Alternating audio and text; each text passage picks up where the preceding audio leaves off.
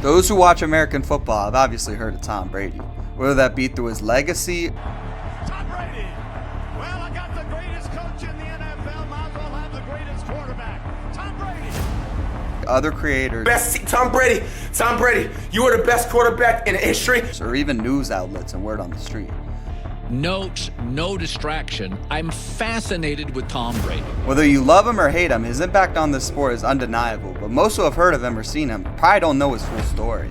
And that's exactly what me and my friend M5 here are here to narrate today. In this video, we'll be going back through Tom Brady's entire career, and even before his career, to figure out one major question.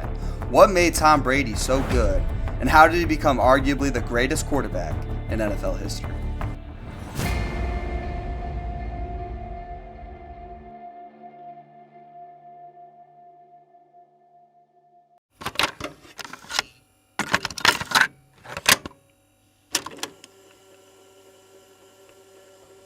Thomas Edward Patrick Brady Jr. was born on August 3, 1977 in San Mateo, California, the only son and the fourth child of his mother, Galen Patricia, and his father, Thomas Brady Sr. Growing up, Brady was raised as a Catholic and had another key characteristic. Brady grew up a fan of football and a fan of the San Francisco 49ers.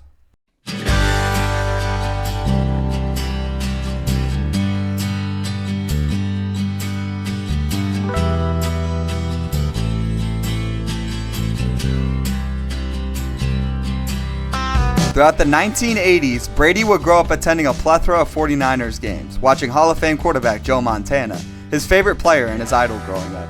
One of those games he attended at just 4 years old was the 1981 NFC Championship against the Dallas Cowboys, where Montana threw one of the most famous plays in NFL history, the catch to wide receiver Dwight Clark. Another key moment growing up was when Brady first learned how to throw a football by a professional. Brady attended football camp at the College of San Mateo, where he was first taught by camp counselor and future NFL and AFL quarterback Tony Graziani. This proved a pivotal moment in his young life, going on to play non-tackle flag football in the rest of his elementary and middle school days, as his parents were worried for their young son's safety in the tackle football.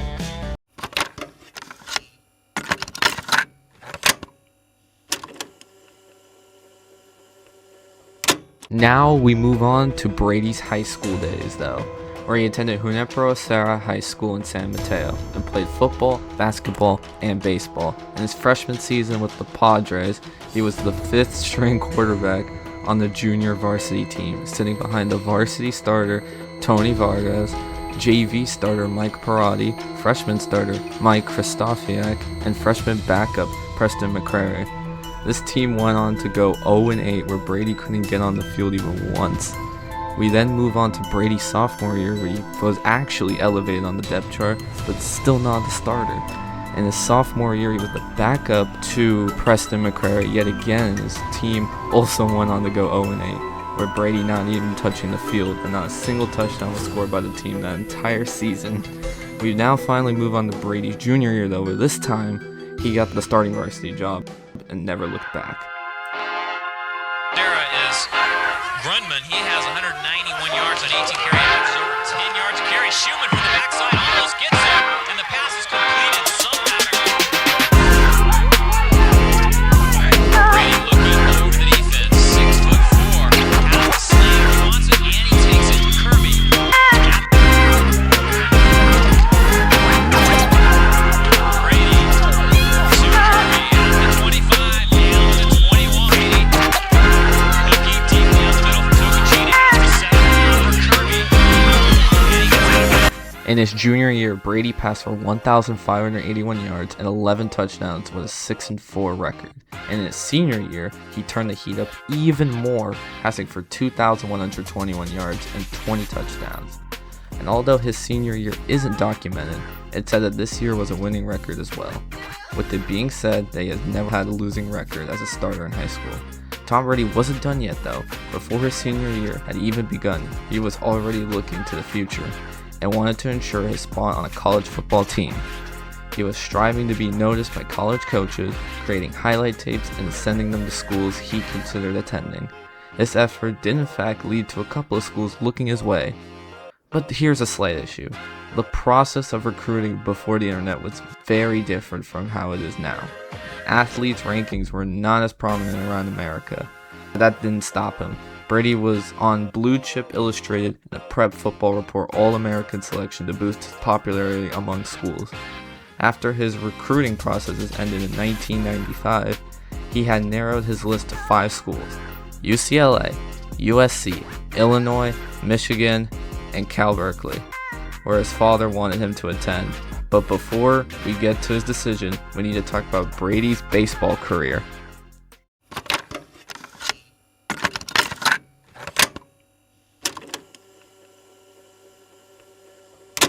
You see, Brady was an absolute stud in baseball.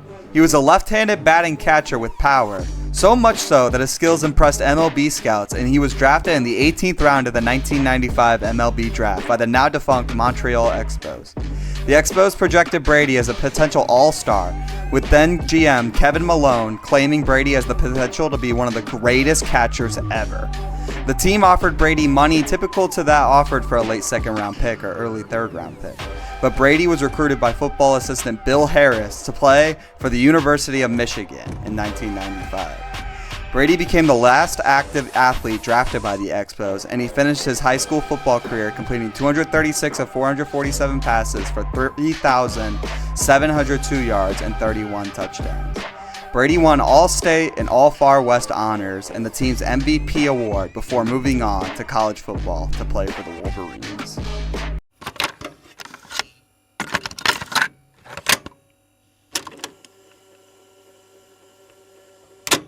Brady started his college football career with a quick redshirt season in 1995 before spending the next 2 seasons as a backup quarterback, while future NFL quarterback Brian Griese led the 1997 Wolverines to an undefeated season, a victory in the 1998 Rose Bowl, and a share of the national championship.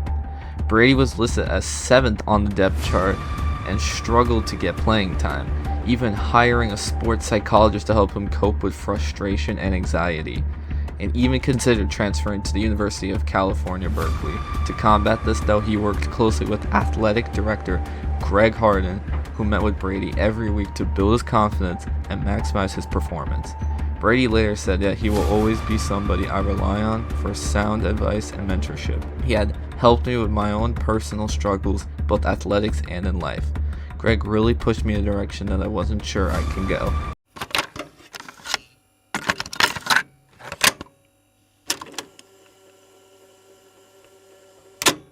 On September 28, 1996, Brady played in his first collegiate game after Michigan was up 35-3 against UCLA late in the fourth quarter. His first ever pass attempt was intercepted by Philip Ward, who went on to return it to the end zone for a 42-yard touchdown. Not exactly the start he wanted to his college career, but he continued to push forward. Under Michigan head coach Lloyd Carr, Brady battled for the starting job with Drew Henson and won the job, starting every game of the 1998 season. During his first full year as a starter in 1998, he set Michigan records for completions in a 31-16 loss against the Ohio State Buckeyes, and shared the Big Ten title in a 3-way tie with Ohio State and Wisconsin, all with 7-1 records. Brady ended that season with a 45-31 win over Arkansas in the 1999 Citrus Bowl, a game in which Brady passed for 209 yards and a touchdown. Brady ended his first full college season completing 200 of 323 passes, 2,427 yards, 14 touchdowns, and 10 interceptions, a solid starting point.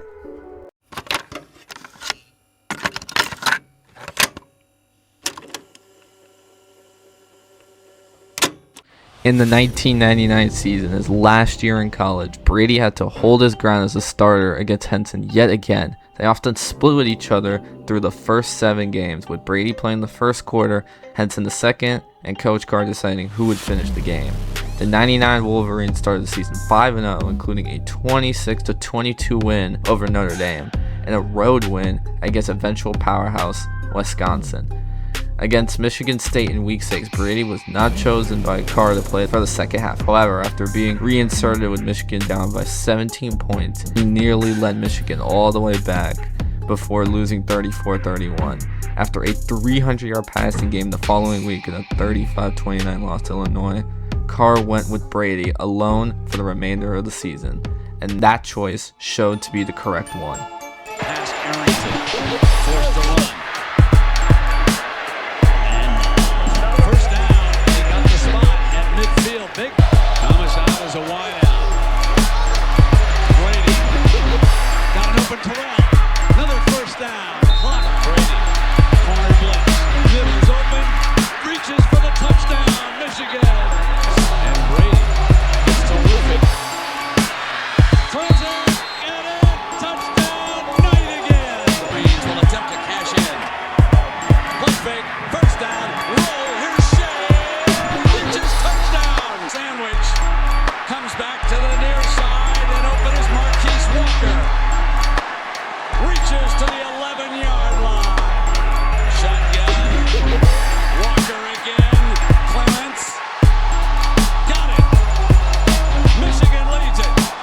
On October 30th against Indiana, Brady played the entire game for the first time in the season and threw for 226 yards and a touchdown, his 5th straight game throwing for 200 yards, to lead Michigan in a 34-31 victory. Against Penn State, Brady led Michigan to another fourth quarter comeback and a 31-27 win. Heading into the regular season finale game, as winners of 3 straight, they had a team who was eagerly waiting to play them.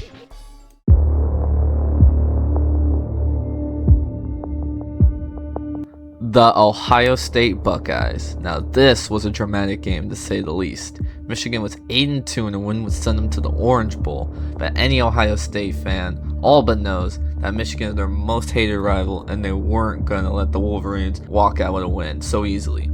But Brady didn't care. With 5 minutes left in the fourth quarter, tied 17-17, Brady led Michigan to the game-winning touchdown 24-17 and was on to the Orange Bowl, where Alabama was waiting for them. But again, Brady showed his adversity and had the best game of his college career. From their own 29-yard line. Play action. They're going to throw back a screen the other way. Shea the fullback. And he got it out to about the 34-yard line. Brady, plenty of time. Now he's going deep to Terrell. Touchdown! There we go. 27 yards. They finally hooked up. Brady from the gun. Here comes a blitz from the corner. He goes that way, and he's got Terrell in the open field. David Terrell inside the 20. Michigan, touchdown. Brady fires out to him again. Made a move at the 15, the 10.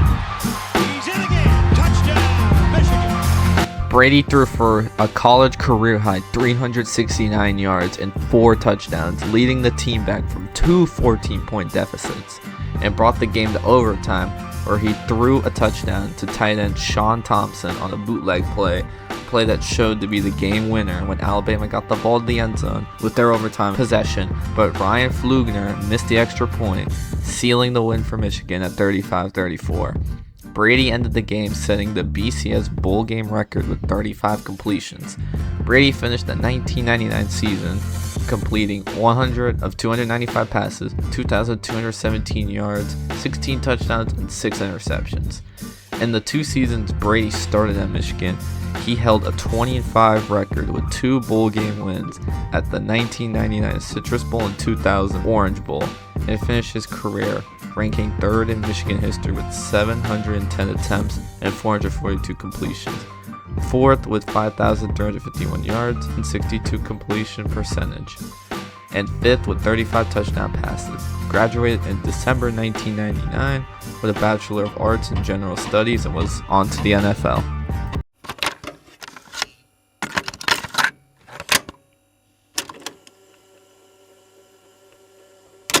Going into the NFL draft, Brady was a lightly regarded prospect coming out of college.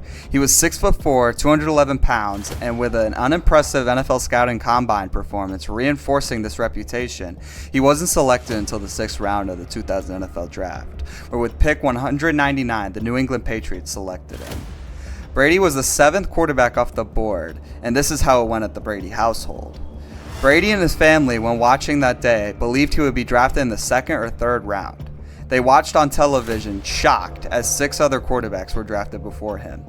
In an interview later on, Brady remembered he was so embarrassed he briefly left the family home and cried. Brady's tears soon turned to relief, though, as when Brady had been notified by the Patriots that they were going to draft him, he stated he was grateful he would not have to be an insurance salesman. It had also been revealed later on that the Patriots were considering Brady and another quarterback, Louisiana Tech quarterback Tim Rattay, both of whom had received positive reviews from then quarterbacks coach Dick Rabine. Ultimately, the Patriots front office chose Brady. Considering his success, many analysts have called Brady the best NFL draft pick of all time.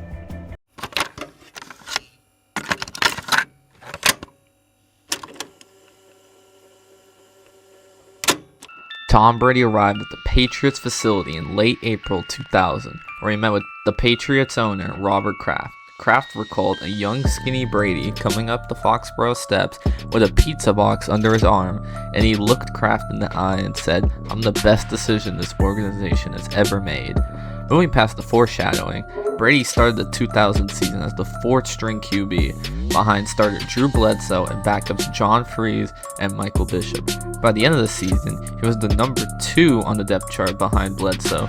During his rookie season, he went 1 for 3 passing for 6 yards. Tight end Rod Rutledge caught Brady's first and only completed pass of the season in a 34-9 loss to the Detroit Lions. Again, not the starting one in his NFL career, but Brady stayed determined and was ready to take over the league. Line after the offsides call. Play fake. Brady sitting right. He stepped right in and didn't miss a beat. On first down. 1 yard penalty on second on San Diego. Now they back off. Brady, look at the time he has. Brady to the end zone. Touchdown. Makes his home here during the offseason. 24 seconds left. Here in the first half. From the 8. Brady looking to throw, airing it out. Brady coming back to the football. David Patton, he could take it the distance. Patton streaks in. 90. Running it back with Bledsoe as the starter again, the Patriots opened the 2001 season with a 23-17 road loss to the Cincinnati Bengals. In their second game and home opener on September 23rd, the Patriots went against their division rival New York Jets. Bledsoe was the starter again, but in the fourth quarter, he suffered internal bleeding after a hit from Jets linebacker Mo Lewis. Bledsoe returned fighting through the injury in the next series, but was replaced by Brady for the Patriots' final series of the game. New York held on to win 10-3, and the Patriots fell to 0-2 on the season. Brady was named the starter for the season's third game against the Indianapolis Colts, in which the Patriots posted a 44-13 win. And from then on, it was Brady's ship to steer. At Denver, ending an 11-game losing streak in the Mile High City. Here's a throw. What a beautifully thrown ball. And 98 players picked ahead of him in the draft in 2000. Here's a throw. Open man. A connection. Touchdown. Brady, play fake and looks, lobs it to an open Troy Brown. 5 wide out, Tommy Patton to the corner. Pat in motion. Brady sets and fires. Patton takes it.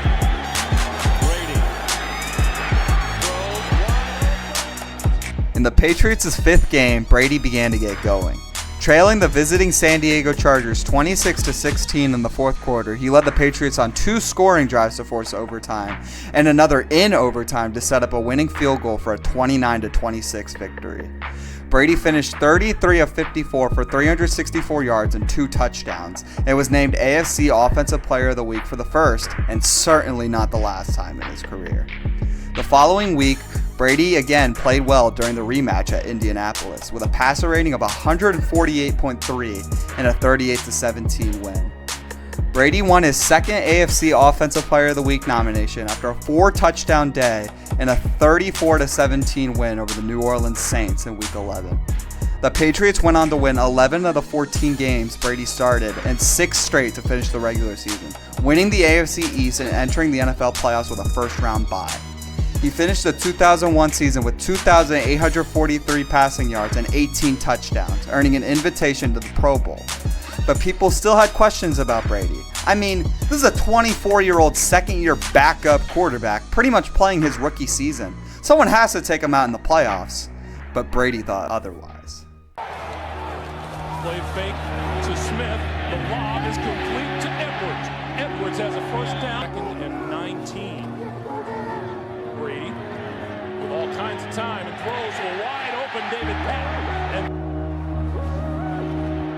steps up, gonna run it inside the 5, touchdown. Full huddle and Brady throws over the middle, complete across the 25, down to the 30. Brady from the shotgun, quick pass this side, and that is on 3rd and 16. Brady steps up over the middle, complete. Tom Brady opened his playoff career at home facing off against the Oakland Raiders in a snow globe. Despite the weather conditions, Brady threw for 312 yards and led the Patriots back from a 10-point fourth quarter deficit to send the game to overtime. Brady had the ball, he dropped back to pass, but then he fumbled. Yeah, so we have to talk about this play. Trailing by 3 points, Brady lost control of the ball after being hit by Raiders cornerback and former Michigan teammate Charles Woodson. Oakland initially recovered the ball, but citing the tuck rule, which states that any forward throwing motion by a quarterback begins a pass even if the quarterback loses possession of the ball as he is attempting to tuck it back toward his body, referee Walt Coleman overturned the call on instant replay, ruling it an incomplete pass rather than a fumble. Brady drove down the field on that drive, allowing Hall of Fame kicker Adam Vinatieri to kick the game-winning field goal to send the Patriots to the AFC Championship. Brady finished the game 32 of 52 for 312 passing yards and 1 interception. In the AFC Championship game against the Steelers, Brady went down with injury. Oh no, is this where it starts? A career-ending injury and the backup quarterback has to play and attempt to bring them to the Super Bowl and... Oh wait, Bledsoe's still on the roster. With Bledsoe taking back the helm, the Patriots won the game by a score of 24-17, punching their ticket to Super Bowl 36. Subsequently, Las Vegas oddmakers positioned them as 14-point underdogs against the NFC champion St. Louis Rams in the Super Bowl. With all odds against him and an injured knee, what will Brady do? This is where Mike Compton is a snapper. Brady complete. The handoff. The pitch comes back. Antoine Smith around the corner, first down. Here's Brady back. Firing end zone, touchdown. Patriots, David Patton made a great catch. And it's been 14-0 for the Rams since that point. That's right. Here's Brady again.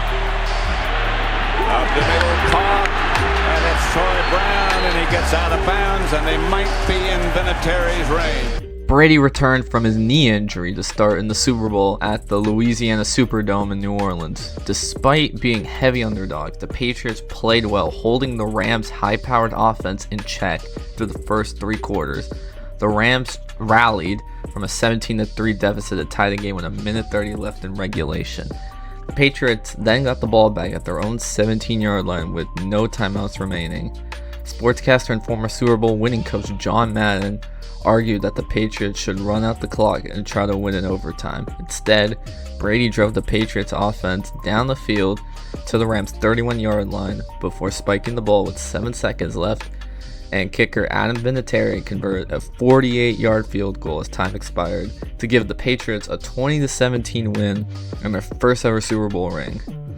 When discussing the game-winning drive, Madden said that what Tom Brady just did gives me goosebumps. Brady was named Super Bowl MVP while throwing for 145 yards, 1 touchdown, and no picks. Aged 24 years and 6 months, Brady became the youngest quarterback to win a Super Bowl, surpassing Joe Namath and his idol growing up, Joe Montana. Bledsoe was traded to the Bills in April, which cemented Brady's status as the Patriots' starting quarterback and now franchise quarterback in 2002. But the Patriots and the NFL fans alike were wondering, can he do it again? Start to take the crowd out of the game. Anything but with a touchdown. The night. 1st and 10 out of the gun. Through the air again. Caught by Hayes. Slips the tackle, and Hayes scores his first touchdown as a New England Patriot. Joe Montana. Very poised. 3rd down and 7. Look over the middle, then to the right. And Montana will be proud of that because Deion Branch goes in for a touchdown. Has to be admiring the way Tom Brady handles the football in the backfield. 2nd and goal, another fake, then the throw underneath, and a touchdown to the tight end. And that's not necessarily what you first thought of when you thought of New England. 3rd and 8, Brady finds the rookie Branch, and Branch is on his way. Touchdown, New England. In the Patriots' season opener in 2002, Brady had 294 passing yards and 3 touchdowns in the 30-14 win over the Steelers, and he earned his 3rd AFC Offensive Player of the Week title. In Week 9, Brady won his 4th AFC Offensive Player of the Week title for a 3-touchdown game and a 38-7 win over Buffalo. Brady and the Patriots finished the season at 9-7, tied with the Jets and Miami Dolphins for the best record in the division. However, the Patriots lost the division title to the Jets on tiebreakers. Additionally, the Patriots lost the tiebreaker to the Cleveland Browns for the final wildcard spot, causing them to miss the playoffs entirely. Though Brady posted a career-low single-season passer rating of 85.7 and a career-high of 14 interceptions, he threw for a league-leading 28 touchdown passes, arguably playing how last season should have gone. Were the haters right? Was Tom a one-season wonder? Only one way to find out for sure. Brady throwing for the end zone. This is his man open. Touchdown, Poirier.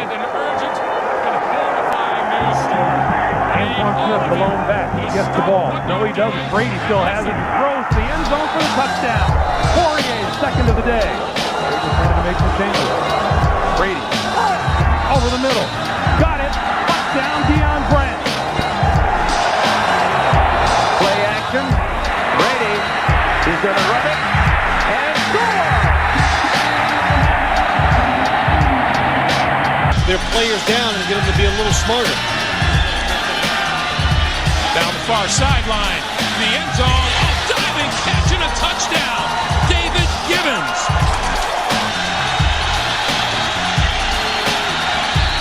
Brady steps up, throws, touchdown, Larry Centers. After opening the 2003 season at 2-2, Brady led the Patriots to 12 consecutive victories to finish the regular season at 14-2 to win the AFC East. In Week 14, a 12-0 victory over the Dolphins, he recorded a 36-yard punt, and he won AFC Offensive Player of the Week twice in Weeks 9 and 17.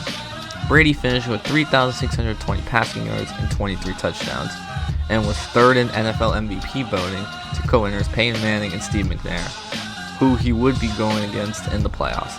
After earning the first round bye, the Patriots defeated the Tennessee Titans in the divisional round 17-14, defeating Steve McNair. In the AFC Championship game, they defeated the Colts 24-14, defeating Peyton Manning in the first of many rivalry games. Just like that, Brady and the Patriots were back in the Super Bowl, taking on the NFC champion Carolina Panthers. Brady led the Patriots to a 32-29 victory over the Panthers and was named Super Bowl MVP for the second time. Brady threw for 354 yards with 3 touchdowns and set the record for most completions by a quarterback in the Super Bowl with 32. With 1:08 left in the fourth quarter and the score tied 29-29, Brady led a drive with 5 completions to put the Patriots in position for the game-winning 41-yard field goal by Vinatieri to earn his second Super Bowl ring in 3 years. Now, 2 rings is cool and all, but can he get a third?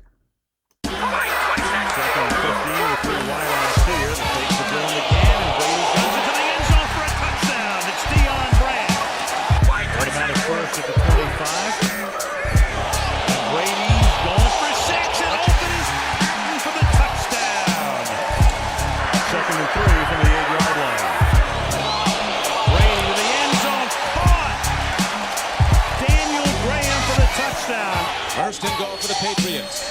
Brady takes a look, throws to the back of the end zone, touchdown New England. Down with the ball is tight end Daniel Graham. Brady standing in, makes a throw, open receiver, touchdown Patriots. Again, he goes to his tight end Daniel Graham. During the 2004 season, Brady helped the Patriots set an NFL record with 21 straight wins dating from the previous year, an accomplishment honored in the Pro Football Hall of Fame in Canton. Following this, New England finished with a 14-2 record, equaling their 2003 record and the best regular season record ever for a defending champion at the time. The Patriots also won the AFC East title for the 3rd time in 4 years. Brady threw for 3,692 yards and 28 touchdowns with a 92.6 passer rating and was voted to his 2nd Pro Bowl going into the playoffs. In the playoffs, utilizing their first round bye yet again, Brady led the Patriots to wins over Peyton Manning and the Colts again in the divisional round by a score of 20-3, and the Steelers in the AFC Championship by a score of 41-27. Brady played his best game of the year in Pittsburgh despite requiring intravenous therapy the previous night when he ran a temperature of 103 degrees Fahrenheit. Against the NFL's best defense in the Steel Curtain, he recorded a quarterback passer rating of 130.5 and his highest of the season. In Super Bowl 39, the Patriots defeated the Philadelphia Eagles 24-21, capturing their 3rd championship in 4 years and Brady's 3rd ring. They became the first franchise since the Dallas Cowboys to do so, and the last team to win back-to-back since the Denver Broncos in 98 and 99. Brady threw for 236 yards and 2 touchdowns in the win. Now the haters are really starting to get tired of Brady, but the believers were wondering one thing. Can he three-peat? Check out Tom Ashworth. A nice subtle pick from Christian Fourier, and he is in the end zone for a reception. Touchdown pass to the O-lineman. Yeah, first NFL reception. Well timed. Looking for Mr. Gibbons, who had his best game since week 3 against the Steelers. 6 catches, 137 yards, 21-0 already. Dillon and Klecko. They fake the throw over the middle. Wide open. Touchdown, Daniel Graham, the tight end. During the 2005 season, injuries suffered by running backs Kevin Folk, Corey Dillon, and Patrick Pass forced the Patriots to rely more on Brady's passing. While doing this, Brady had to adjust to a new center, Russ Hochstein, and running back Heath Evans. Brady won AFC Offensive Player of the Week for the Week 5 350-yard 3-touchdown victory over the Falcons, and finished the season with 4,110 yards and 26 touchdowns, the former which led the league. He and the Patriots finished with a 10-6 record, winning their 3rd straight AFC East title. He was named to his 3rd Pro Bowl and was on the playoffs once again, chasing the three-peat. But something was different in these playoffs. He didn't have the first round bye. Could Brady pull through and secure the three-peat while playing all 3 games?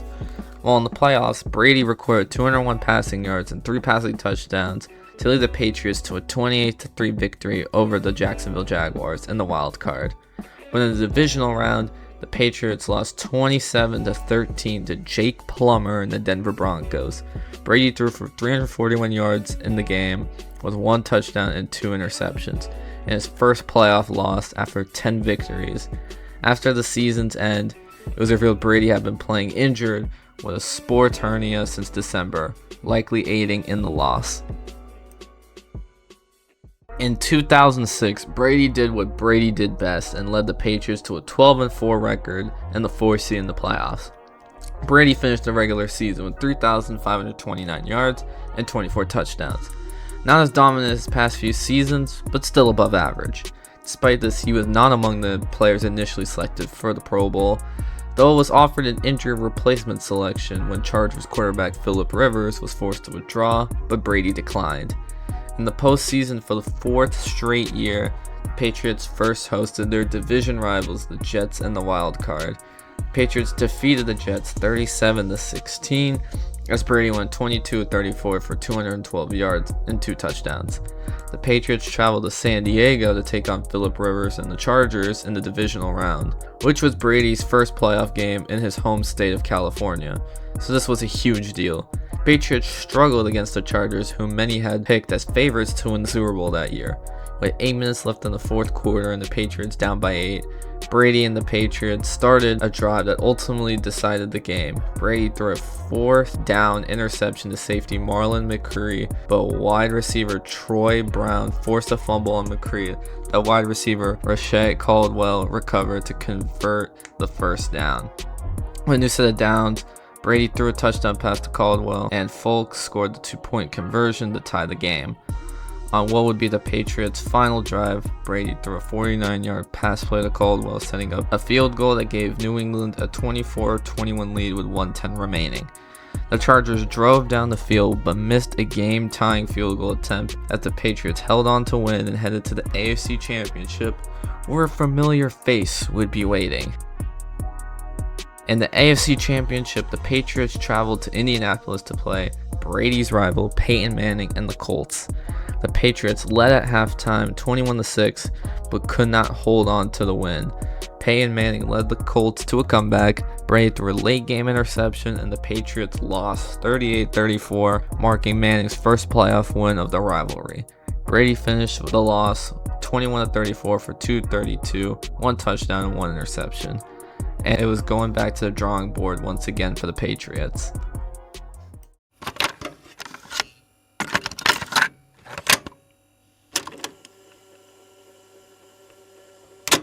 Going into Brady's 6th year as a starter in 2007, the offseason was masterfully done by the Patriots, acquiring wide receivers Dante Stallworth, Wes Welker, Kelly Washington, and most notably, Randy Moss. They also got tight end Kyle Brady and running back Sammy Morris. With this, Brady enjoyed one of the best seasons by a quarterback in NFL history. Looking left, going Welker. Welker shakes free, and he's in for the touchdown. Brady directs Moss to come in a little closer. Again, all kinds of time, back in the end zone, and the catch is made by Watson. Again, like a statue in the pocket. Able to go long for Moss. Moss has his first touchdown as a Patriot.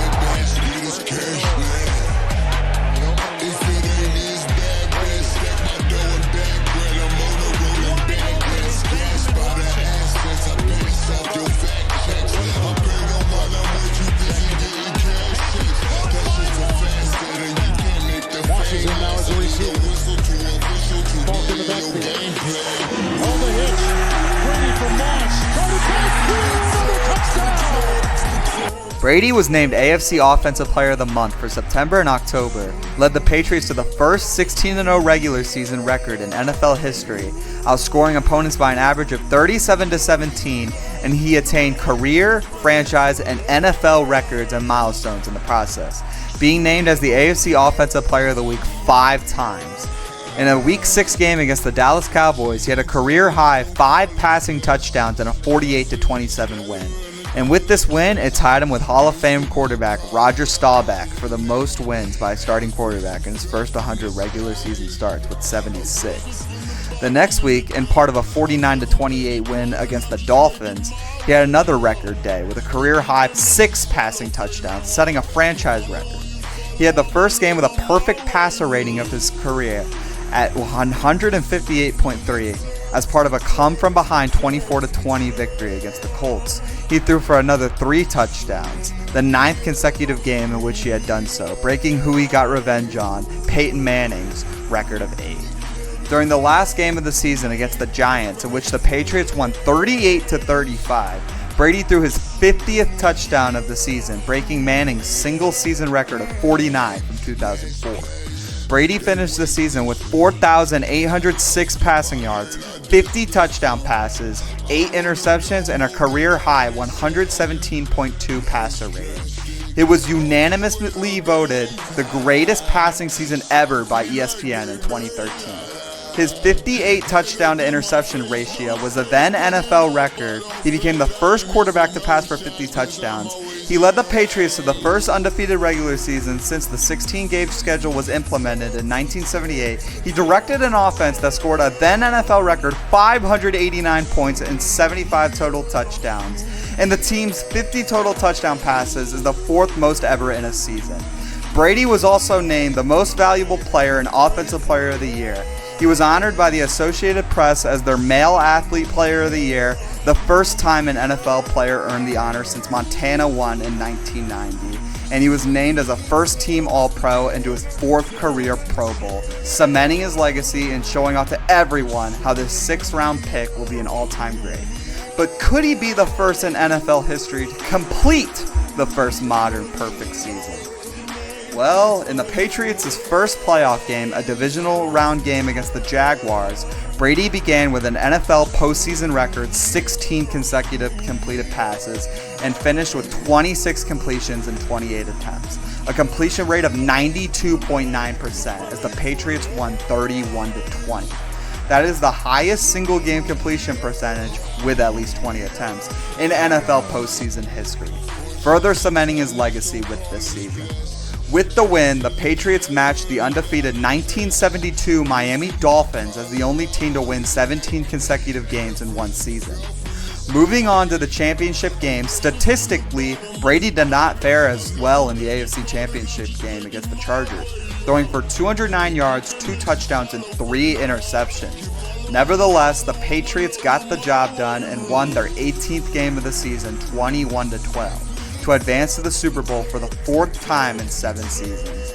Brady, with the 100th win of his career, also set an NFL record for the fewest games needed by a starting quarterback to do so. His 126 record is 16 games better than Joe Montana's. Now, he was chasing the ring, and luckily for the Patriots, they had what looked like an easy win in Super Bowl 42 against Eli Manning and the New York Giants, whom they had previously beat. Brady was pressured heavily and sacked 5 times, but fans knew Brady's name at this point, and they thought there was no pressure. They would win. The Patriots managed to take the lead with a Brady touchdown to Moss with less than 3 minutes remaining in the fourth quarter, but then it happened. The Giants were able to drive and score a last-minute touchdown to upset the undefeated Patriots 17-14, taking away what would have been the first perfect season since the NFL expanded its regular season to 16 games and robbing Brady of NFL history. Closing this immaculate season with a bitter loss and going back to the drawing board again for Brady's 7th year as a starter.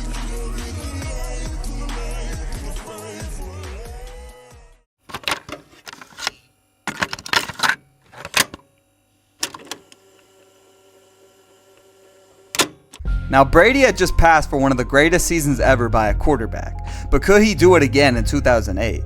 Well, the short answer is no, not even close. In fact, the exact opposite. In the Patriots' season opener against the Kansas City Chiefs at Gillette Stadium, in which the Patriots went on to win 17-10, Brady's left knee was seriously injured midway through the first quarter on a hit by Chiefs safety Bernard Pollard. Brady left the game and did not return. The team later confirmed that he would require surgery and it would prematurely end his 2008 season. Brady tore both his anterior cruciate ligament and medial collateral ligament, with the injury ending Brady's streak of 111 consecutive starts. Dr. Neil Elatrach performed the anterior cruciate ligament reconstruction at the Los Angeles Kerlan Jobe Orthopedic Clinic on October 6th, using Brady's patellar tendon graft to replace the torn ligament, and also repaired his medial collateral ligament through a separate incision on his left knee. An infection in the wound resulted in further debridement surgery several times since the original procedure, which at the time threatened to delay his rehab. Despite Brady's absence, though, the Patriots managed to finish the 2008 season with an 11-5 record. However, due to tiebreakers, the Patriots not only failed to win the AFC East Division title, but missed the playoffs altogether for the first time since the 2002 season, and the season was overall labeled as a small setback in the Patriots' concrete dynasty. In 2009, with Brady coming off injury, people were worried. Would he return to form from 2007? Will we ever see a season similar to that from Brady ever again? Is Brady done? And then Brady immediately shut them up. In the 2009 season opener against the Bills, Brady's first game in more than a year, he threw for 378 yards and 2 touchdowns. In the final 3 minutes of the game, the Patriots were down 24-13 before Brady and tight end Benjamin Watson connected on 2 straight touchdowns and led the Patriots to a 25-24 win. He won AFC Offensive Player of the Week for his performance against the Bills and immediately proved that he's here to stay. On October 18, 2009, under blizzard conditions, Brady set NFL record against the Titans for most touchdowns in a quarter, throwing 5 in the second quarter. Brady finished that game with 6 touchdowns, tying his career high from the 2007 season, and 380 yards, completing 29 of 34 attempts, finishing with nearly a perfect passer rating of 152.8. The Patriots' 59-0 victory over the Titans tied the record for largest margin of victory since the 1970 AFL-NFL merger, and set a record for largest halftime lead in NFL history, which was 45-0. He won AFC Offensive Player of the Week for this game against the Titans, and Brady was later named AFC Offensive Player of the Month for October. For Week 16, Brady rounded out his season winning AFC Offensive Player of the Week for a 4-touchdown game and a 35-7 win over the Jaguars. Brady finished the 2009 regular season with 4,398 passing yards and 28 touchdowns for a 96.2 rating. Despite a broken right ring finger and 3 fractured ribs which were suffered over the course of the season, he was selected as a reserve for the 2010 Pro Bowl and named the 2009 NFL Comeback Player of the Year. Brady ended the 2009 season throwing for 154 passing yards, 2 touchdowns, and 3 interceptions in a 33-14 wild card round loss to Joe Flacco and the Baltimore Ravens. This was his first career home playoff loss and the Patriots' first home playoff loss since 1978. Was Brady really back to form? Could he make it back to the Super Bowl?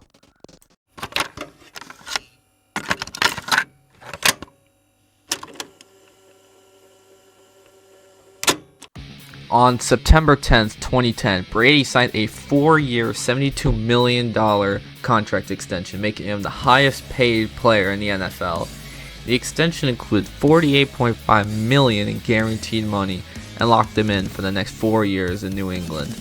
Brady became the fastest quarterback to achieve 100 regular season wins by helping his team defeat the Dolphins 41-14 on October 4th. On November 25th, in a Thanksgiving Day game against the Lions, he earned a perfect passer rating for the second time in his career as the Patriots won 45-24. The next week, a 45-3 victory over the Jets, Brady set a record for 26 consecutive regular season home wins, breaking Brett Favre's record. He won AFC Offensive Player of the Week for the 2 games against the Lions and the Jets. And for December, Brady was named AFC Offensive Player of the Month. I'm sure you guys are getting tired of me saying these. Brady threw for 3,900 yards with 36 touchdowns and only 4 interceptions on the season, fully returning to form. Brady was selected as a starter for the 2011 Pro Bowl. However, he pulled out of the game and was replaced by his former backup, Matt Castle. Brady was also the only unanimous selection for the AP All-Pro team. He was named the 2010 AP NFL Offensive Player of the Year. By unanimous decision, he was also winning his second MVP award, and on the inaugural NFL Top 100 Players list, Brady was ranked as the best player in the NFL by his peers. Towards the playoffs, after earning the 1 seed in a bye week, Patriots lost to the Jets in the divisional round 28-21. Brady finished the game 29 of 45 for 299 yards, 2 touchdowns, and 1 interception, which ended the NFL record of consecutive pass attempts without an interception at 340. And the Patriots were sent back home yet again, marking 3 years since Brady's last playoff win, and raising questions. Is Brady's Super Bowl career over?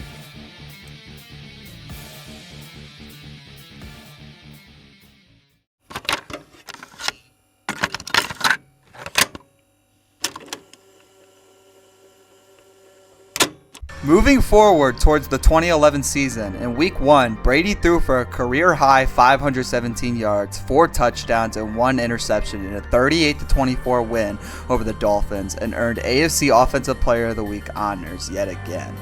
In the game, he threw a record-tying 99-yard touchdown pass to Wes Welker.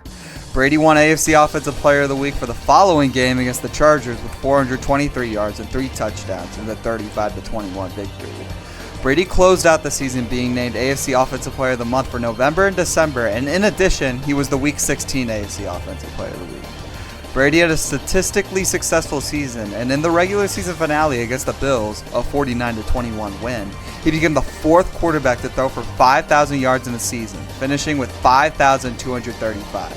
Although Brady surpassed Dan Marino's long-standing record of 5,084 passing yards, he finished the season 2nd in passing yards behind Drew Brees' masterful 5,476. The Patriots finished the season 13-3 and clinched the AFC's number 1 seed yet again. For his efforts in the 2011 season, Brady was named to the Pro Bowl and was named as the 4th best player in the NFL on the NFL Top 100 Players of 2012 by his peers. Into the playoffs to shut the haters up, Brady led the Patriots to a 45-10 win over the Broncos in the divisional round, where he tied an NFL playoff record shared by Darryl LaMonica and Steve Young, throwing for 6 touchdown passes. The win gave Brady and Patriots head coach Bill Belichick sole possession of the NFL record for postseason wins by a quarterback-head coach duo with 15. In the AFC Championship game against the Ravens, Brady failed to throw a touchdown pass for the first time in 36 games, though he did score a 1-yard rushing touchdown late in the game. A missed field goal from Ravens kicker Billy Cundiff gave Brady and the Patriots a 23-20 victory. Belichick stated after this game, "There's no quarterback I'd rather have than Tom Brady. He's the best. He does so much for us in so many ways on so many different levels. I'm very fortunate that he's our quarterback and what he's able to do for this team. It's good to win with him and all the rest of our players. If that's more than somebody else did, I don't really care about that." Brady was on to its 5th Super Bowl on a mission to get its 4th ring. In Super Bowl 46, Brady and the Patriots met Eli Manning and the Giants yet again in a rematch of Super Bowl 42, which if you remember, the Patriots had lost. On the Patriots' first offensive series, Brady was penalized for intentional grounding in the end zone, giving up a safety which gave the Giants an early 2-0 lead. Brady would, however, bounce back from this early blunder, leading a Super Bowl record-tying 96-yard touchdown drive to close the first half, and at one point completing 16 consecutive passes to give him a 20 of 23 mark partway into the third quarter. Another Super Bowl record. However, as was also the case 4 years earlier, the Patriots could not hold a late lead and allowed Eli Manning to lead the Giants to a game-winning touchdown with less than a minute left, giving Brady his second career Super Bowl loss to the same person and the same team. And people were seriously wondering if he could ever get another ring with the Patriots. To open the 2012 season, Brady started all 16 regular season games and led the Patriots to a 12-4 record. He earned AFC Offensive Player of the Week 3 times that year in weeks 4, 8, and 14. Became the first quarterback to lead his team to 10 division titles with a 557-point total, and the Patriots became the first team to score at least 500 points in a season 4 different times, with Brady leading all 4 squads, also a record. He finished the season with 4,827 passing yards, 34 touchdowns, 8 interceptions, and a passer rating of 98.7. Just absolutely incredible. Brady was named to the Pro Bowl for the 8th time in his career, and on the NFL Top 100 Players, Brady was ranked 4th by his fellow players for the second consecutive year. In the playoffs, Brady led the Patriots to a 41-28 win over the Houston Texans in the divisional round, and with the victory, Brady surpassed Joe Montana for most career playoff wins with 17. So Brady was already ahead of schedule and had just beaten his idol growing up, but could he tie up the rings? Unfortunately not. The Patriots were then upset by the eventual Super Bowl 47 champion Baltimore Ravens 28-13 in the AFC Championship.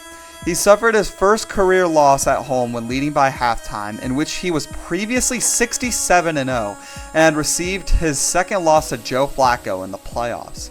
It really had seemed like Brady couldn't get back over the hump to get another ring.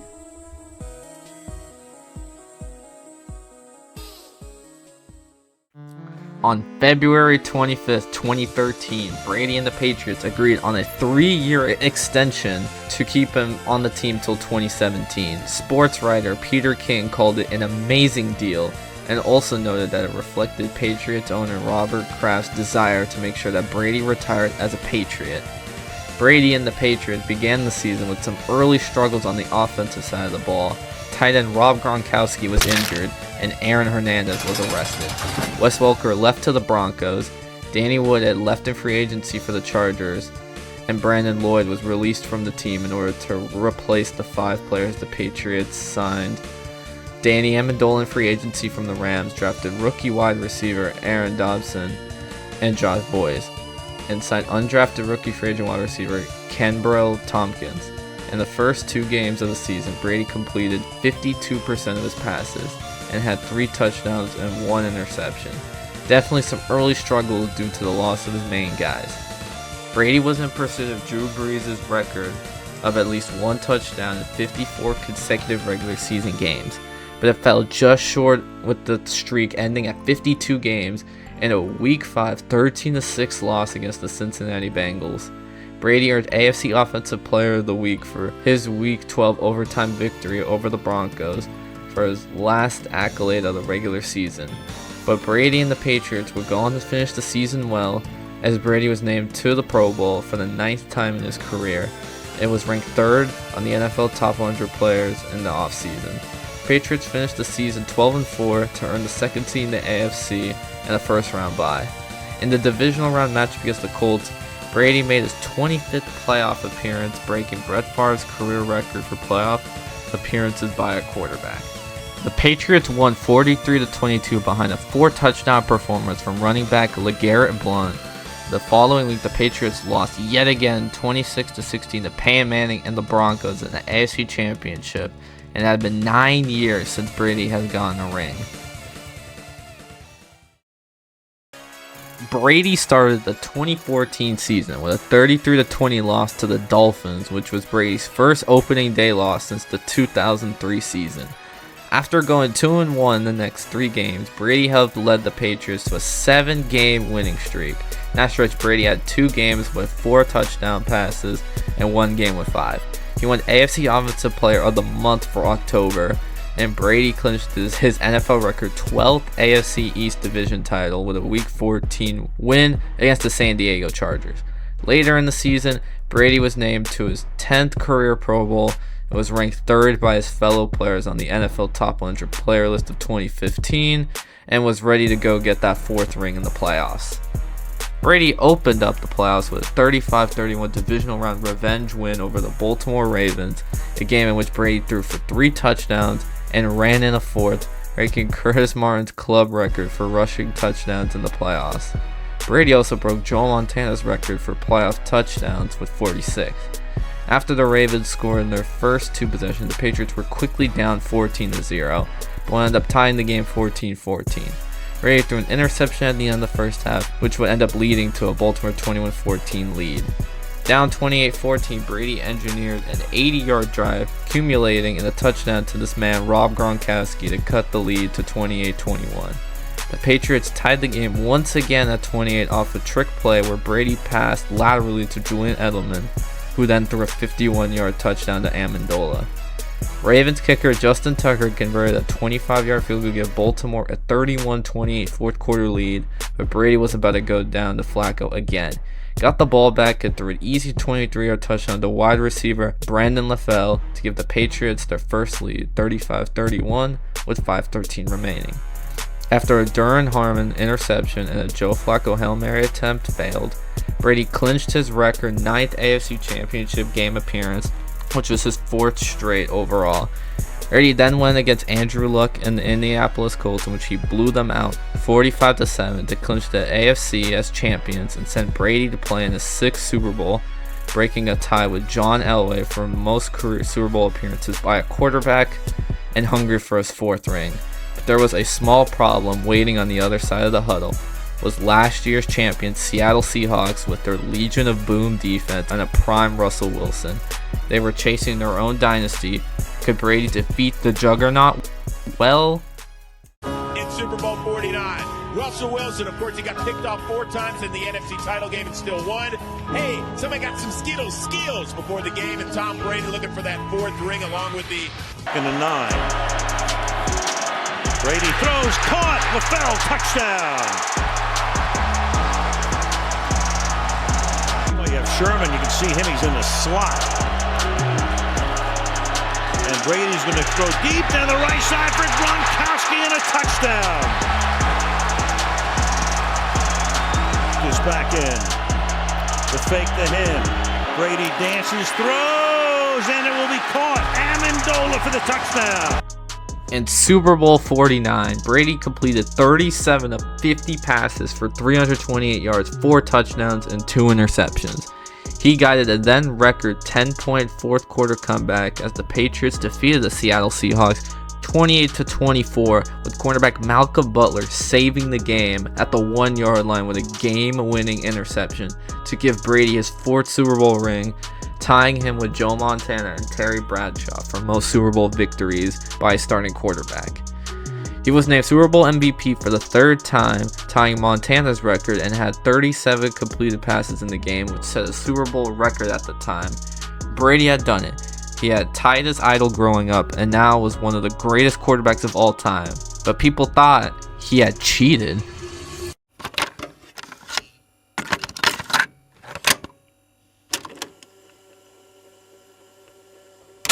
On May 6, 2015, the NFL published a 243-page report regarding the deflation of footballs used in the previous season's AFC Championship game. The report concluded that more likely than not, Brady was at least generally aware of this intentional deflation. On May 11th, Brady was suspended for 4 games by the NFL for his involvement based on substantial and credible evidence that Brady knew Patriots employees were deflating footballs and that he was uncooperative with the investigators. That day, Troy Vincent, NFL Executive Vice President of Football Operations, penned a letter to Brady that stated in part, "Your actions as set forth in the report clearly constitute conduct detrimental to the integrity of and public confidence performance in the game of professional football. Brady, wanting to get back on the field and thinking he did no wrong, through the NFL Players Association, appealed the suspension on May 14th. But on July 28th, NFL Commissioner Roger Goodell upheld Brady's 4-game suspension. Goodell cited Brady's destruction of his cell phone as a critical factor in his decision to uphold Brady's suspension. And the NFL also filed papers in federal court seeking to confirm Roger Goodell's decision. Brady gave permission to the NFLPA to appeal the suspension in federal court and released a statement on his Facebook page that expressed disappointment in and criticism of Goodell's decision to uphold the suspension. But the deed was done. Brady would be suspended and was now hated a lot more around the league. Until it wasn't. Bolden's the running back. Brady back in the end zone. Touchdown. Crowd sensing a pass to block. And look at it. Instead it goes to Chandler and he's in for the touchdown. And wide open. Gronkowski. How did he get that open? Big on 3rd and goal. And a throw fade. And this time Gronkowski does have the touchdown. Brady. Touchdown. Same formation week 1 against Pittsburgh. 1-10. 2nd and goal. An easy touchdown pass to Gronkowski. On September 3rd, Judge Richard M. Berman of the United States District Court for the Southern District of New York vacated Brady's suspension. This ruling allowed Brady to play in the first 4 games of the 2015 NFL season. In his decision, Judge Berman cited the NFL's failure to provide proper notice to Brady of the charges against him and the potential for a suspension. Post-appeal commentary also criticized Goodell for manipulating Brady's testimony at the appeal hearing in his decision. In February 2022, sports writer Mike Florio revealed that the NFL falsified data and hid information that would have cleared Brady and the Patriots of wrongdoing. In his book, Florio revealed that NFL executives, specifically Vice President Troy Vincent, jumped to conclusions about the air pressure inside the Patriots' footballs at halftime of the AFC Championship game. He also noted that 11 of the 12 Patriot footballs used in the game were actually not outside the predicted range of ideal gas law, and the other was only slightly below. It was all a cover-up and a false accusation, and Brady was ready to play again and force the league into submission of his greatness. In the NFL kickoff game to start the 2015 season, Brady led the Patriots to a 28-21 win over the Steelers. He threw for 288 yards and 4 touchdowns, 3 of them to Rob Gronkowski.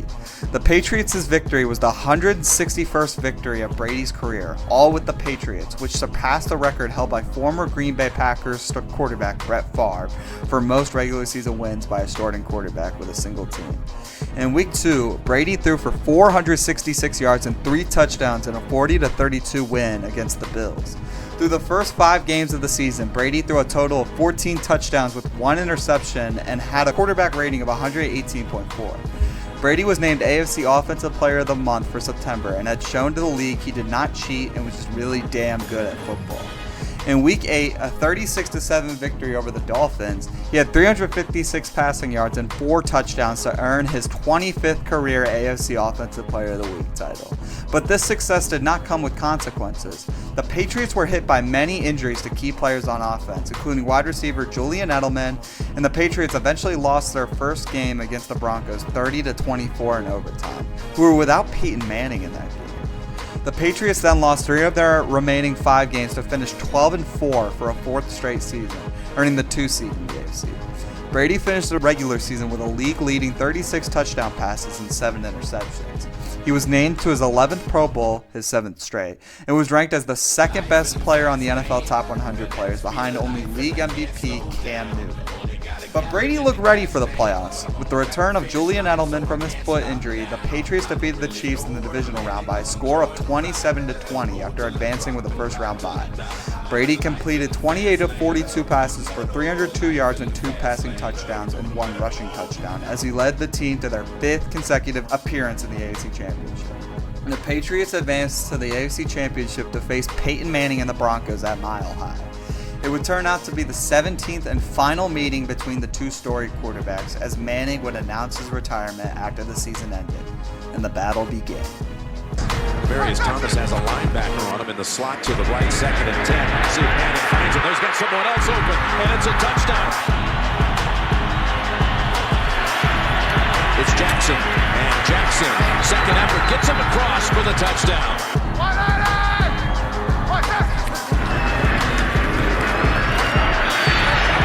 It's caught by Daniels, his second touchdown of the half.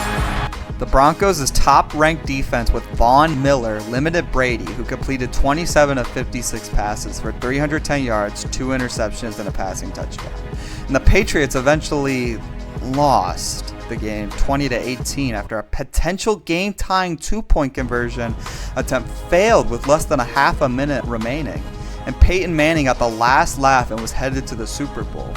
Brady still couldn't get it finished all the way and went without a back-to-back title and was stuck tied with Joe Montana. And even worse, he was stuck dealing with Deflategate again. On February 29, 2016, Brady signed a 2-year contract extension covering the 2018 and 2019 seasons. But on March 3rd, the NFL appealed Judge Richard M. Berman's 2015 decision to vacate Brady's 4-game suspension as punishment for his alleged role in the Deflategate scandal. At the hearing, the 3-judge panel of the United States Courts of Appeals for the Second Circuit questioned Players Association lawyer Jeffrey L. Kessler and NFL lawyer Paul Clement, with Circuit Judge Denny Chin stating that the evidence of ball tampering is compelling, if not overwhelming. On April 25th, the decision to vacate Brady's 4-game suspension was overturned by the U.S. Appeals Court. Circuit Judge Barrington Daniels Parker Jr., joined by Circuit Judge Chin, wrote that they could not second-guess the arbitration, but were merely determining it met the minimum legal standards established by the Labor Management Relations Act of 1947. Circuit Chief Judge Robert Katzman dissented, writing that the NFL's fines for using stickum was highly analogous, and that here the commissioner was doling out his own brand of industrial justice. On May 23rd, Brady appealed for his case to be reheard by the full U.S. Second Circuit Court. The Second Circuit Court denied Brady's request for an en banc hearing on July 13th. On July 15th, Brady announced that he would give up his Deflategate fight and accept his suspension for the first 4 regular season games of the 2016 season, and hope for the best for the incoming year.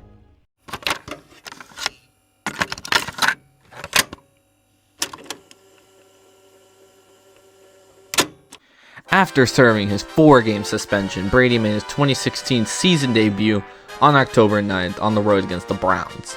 He completed 28 of 40 passes for 406 yards and 3 touchdowns in a 33-13 victory to earn AFC Offensive Player of the Week, seemingly not missing a beat from his 2015 season.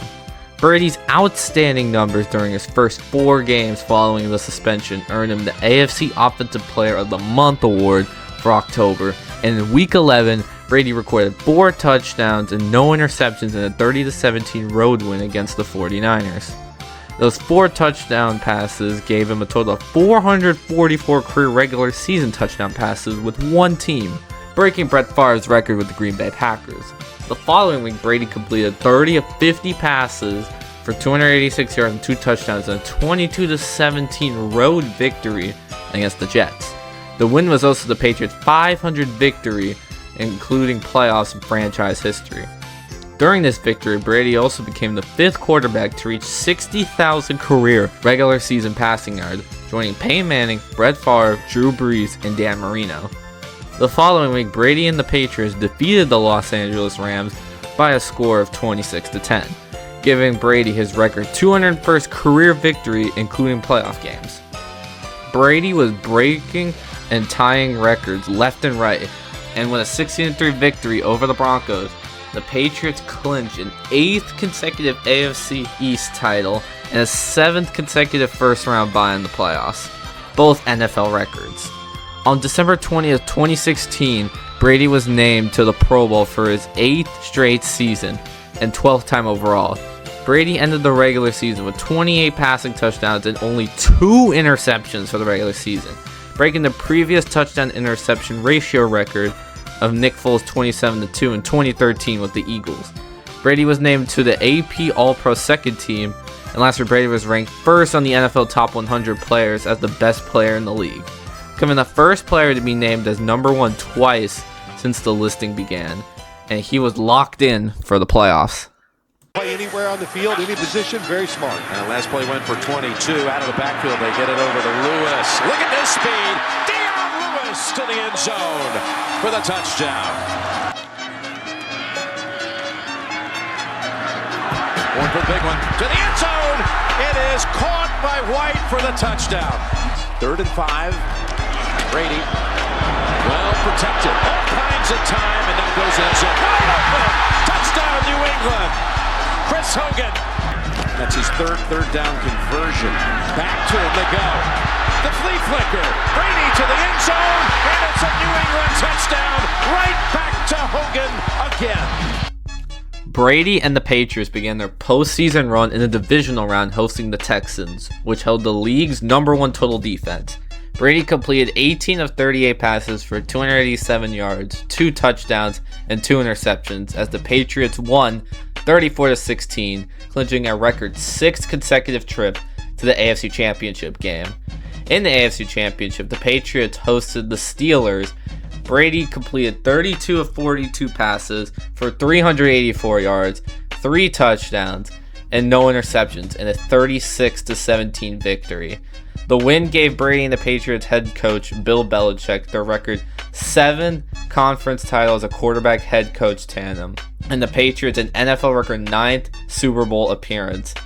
And the year is 2016, so some teams have rebuilt. Who was on the other side of the huddle? Who were the NFC champions? Brady and the Patriots faced MVP Matt Ryan, the Atlanta Falcons, who boasted the league's highest scoring offense with a prime Julio Jones in Super Bowl 51.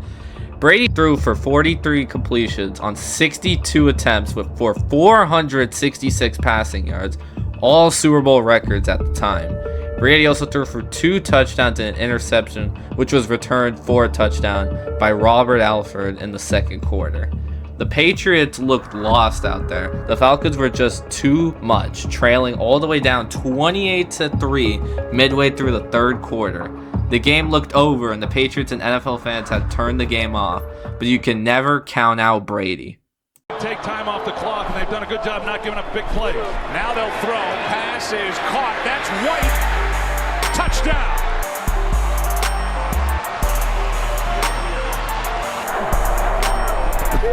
Brady. End zone touchdown. Amendola. Here's Edelman broken up, and the pass is no sign yet. Edelman comes down with a football, and they're saying it's a catch. Handoff. Touchdown, James White. That's Amendola. Flag is down. Amendola's in. But it depends on the penalty. Brady and the Patriots scored 25 unanswered points to tie the game at the end of regulation. This resulted in the first overtime in Super Bowl history. After winning the overtime coin toss, Brady led the Patriots down the field and scored a touchdown to running back James White to win the game by a score of 34-28, completing the largest comeback win in both team history and Super Bowl history. With the victory, Brady won his 5th Super Bowl, which set a record for most Super Bowl victories of any quarterback in history, and tied defensive player Charles Haley for the most Super Bowl victories for any player. In addition, Brady set another record by winning his 4th Super Bowl MVP award for his clutch performance. On a personal note, this game was also incredibly special for Brady because it was the first game this season that his mother had attended in person after having been previously diagnosed with cancer. Now, this is absolutely a special moment and a legacy-defining game for Brady. But can he do it again? Opening up the amazing year of 2017, Brady got on the Madden 18 cover, so that's pretty cool. But getting to Brady's 2017 season, the Patriots opened up their season with a 42-27 loss in the NFL kickoff game to the Chiefs. In Week 2, Brady's 3 touchdown passes and 447 passing yards in a 36-20 win over the New Orleans Saints earned him his 28th AFC Offensive Player of the Week award, breaking the record previously held by Peyton Manning for the most AFC Offensive Player of the Week awards in a career. He won the AFC Offensive Player of the Week again in the following week for his 378-yard, 5-touchdown game and a 36-33 win over the Texans. In Week 6, the Patriots defeated the Jets 24-17. Brady obtained his 187th career win, setting the record for most regular season wins in NFL history. And in Week 10, Brady won his 3rd AFC Offensive Player of the Month for his 3-touchdown game and a 41-16 win over the Broncos. For the month of November, Brady won AFC Offensive Player of the Month again, and on December 19th, Brady was selected to the Pro Bowl for the 13th time in his career. At age 40, Brady became the oldest quarterback ever to start all of his team's games in an NFL regular season. Brady finished the regular season with a league-leading 4,577 passing yards, making him the oldest player ever to lead the league in passing yards. He was named a first-team All-Pro by the Associated Press for the 3rd time in his career. Earning 40 of 50 votes, Brady was named the NFL MVP for the 3rd time in his career. For the 2nd straight year and 3rd time overall, Brady was ranked number 1 by his fellow players on the NFL Top 100 Players and was ready for the postseason. Brady and the Patriots began their postseason run by defeating the Tennessee Titans 35-14 in the divisional round of the playoffs. With the win, the Patriots advanced to the AFC Championship game for the 7th straight year. Days after the divisional round, it was revealed that Brady had a minor cut on his right hand, which required stitches. But despite this injury, Brady managed to start the AFC Championship game, where the Patriots hosted the Jaguars in their Saxonville defense. Brady led a 4th quarter comeback to lead the Patriots to a 24-20 victory. The win gave Brady and Patriots head coach Bill Belichick their 8th conference title as a quarterback head coach duo, and the Patriots advanced to Super Bowl 52, their 10th Super Bowl appearance as a team, both of which extended NFL records, and they were facing off against the Philadelphia Eagles. In Super Bowl 52, the Patriots faced the Eagles and their 2nd-string quarterback, Nick Foles. People had thought this game would be a piece of cake for Brady. They had beat the Falcons somehow and had won over the fraudulent Vikings, who had just won off of a miracle over the Saints the week prior. So everyone was choosing the Patriots. And they were right in their thinking because Brady had a game for the ages. White is the back on 2nd and 10. He stays in the block. Brady going deep down the right sideline for Hogan, who rolls it in. 4-man rush, and then it's caught. Gronkowski for the touchdown. Play fake on 1st down. To the end zone. Caught. Touchdown. Hogan. And Brady lost one for Gronkowski. Reaching for it. Touchdown. Brady completed 28 of 48 attempts for 3 passing touchdowns, no interceptions, and a Super Bowl record 505 yards, which set a new postseason game record for the most passing yards in NFL history. So you're probably assuming they won, right? Well... Off play action. Going for it all into the end zone, and it is caught.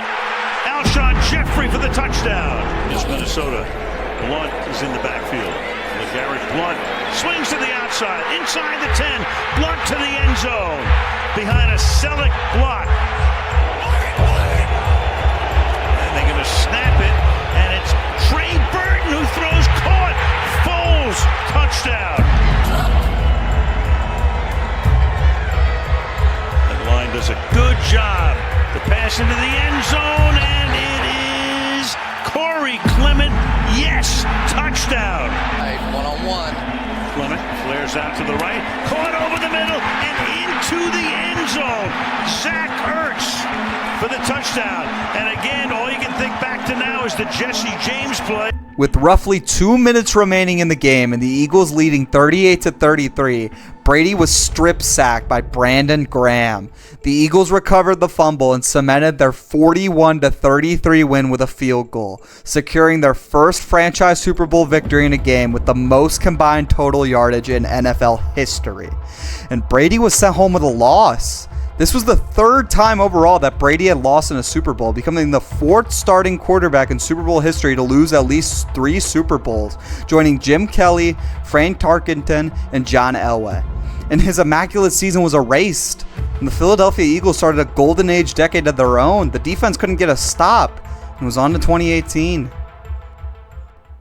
Brady started his 19th NFL season with 277 passing yards, 3 touchdowns, and 1 interception in a 27-20 victory over the Texans in the season opener. In Week 5, in a 38-24 win against the Colts, Brady's 500th career touchdown pass went to Josh Gordon, who became the 71st different player to catch a touchdown from Brady, breaking a record previously held by Vinny Testaverde. In Week 6, in a 43-40 win against the Chiefs, Brady secured his 200th career regular season win, making him the only quarterback in NFL history to accomplish that milestone. And in Week 15, Brady reached 70,000 passing yards, becoming the 4th quarterback in NFL history to accomplish that feat. During Week 16 against the Bills, Brady was limited to 126 passing yards, but the Patriots won 24-12, clinching the AFC East accomplishment for the 10th consecutive season and 16th time in 18 years. In Week 17, Brady helped the Patriots clinch a first-round bye with a 38-3 win against the Jets. And Brady finished the season completing 375 of 570 passes, 4,355 yards, 29 touchdowns, and 11 interceptions. He earned his 14th Pro Bowl nomination, and lastly, he was ranked 6th by his fellow players on the NFL Top 100 Players, and he was heading back to the playoffs, ready to blow off some steam from last year's Super Bowl heartbreak.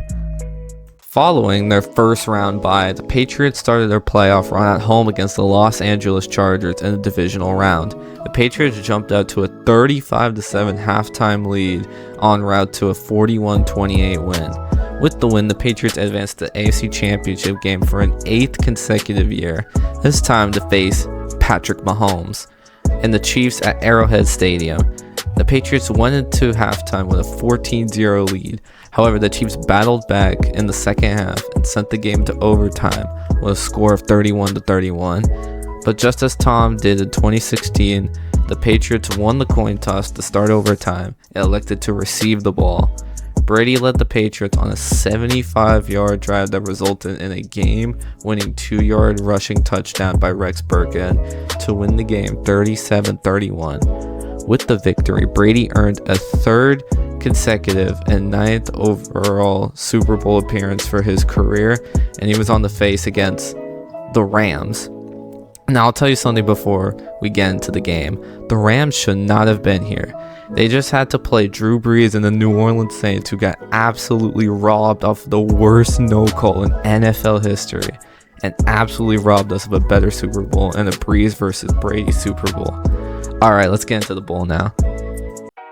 In Super Bowl 53, Brady completed 21 of 35 passes for 262 passing yards and an interception, as the Patriots won 13-3 over the Rams in the lowest scoring Super Bowl in history.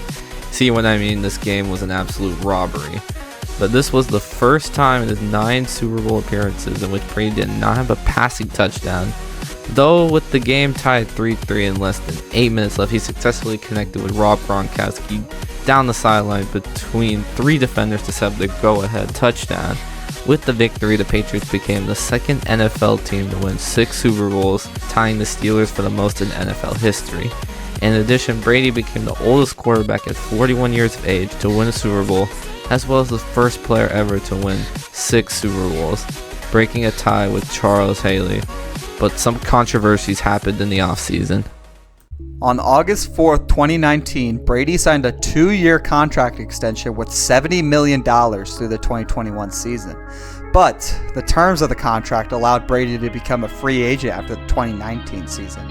Against the 2019 Patriots salary cap, Brady was the highest paid player on the team at $21.5 million. But Belichick was unwilling to offer a long-term deal that Brady sought, which caused some turbulence between the two.